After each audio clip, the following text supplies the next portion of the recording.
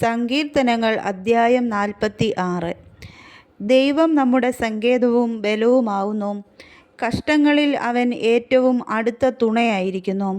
അതുകൊണ്ട് ഭൂമി മാറിപ്പോയാലും പർവ്വതങ്ങൾ കുലുങ്ങി സമുദ്രമധ്യേ വീണാലും അതിലെ വെള്ളം ഇരച്ചു കലങ്ങിയാലും അതിൻ്റെ കോപം കൊണ്ട് പർവ്വതങ്ങൾ കുലുങ്ങിയാലും നാം ഭയപ്പെടുകയില്ല.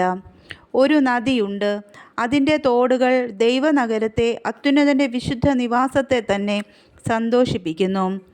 ദൈവം അതിൻ്റെ മധ്യേ ഉണ്ട്, അത് കുലുങ്ങിപ്പോകയില്ല. ദൈവം അതികാലത്ത് തന്നെ അതിനെ സഹായിക്കും. ജാതികൾ ക്രുദ്ധിച്ചു, രാജ്യങ്ങൾ കുലുങ്ങി. അവൻ തൻ്റെ ശബ്ദം കേൾപ്പിച്ചു, ഭൂമി ഉരുകിപ്പോയി. സൈന്യങ്ങളുടെ യഹോവ നമ്മോട് കൂടെയുണ്ട്. യാക്കോബിൻ്റെ ദൈവം നമ്മുടെ ദുർഗം ആകുന്നു. വരുവിൻ, യഹോവയുടെ പ്രവൃത്തികളെ നോക്കുവിൻ. അവൻ ഭൂമിയിൽ എത്ര ശൂന്യത വരുത്തിയിരിക്കുന്നു. അവൻ ഭൂമിയുടെ അറ്റം വരെയും യുദ്ധങ്ങളെ നിർത്തൽ ചെയ്യുന്നു.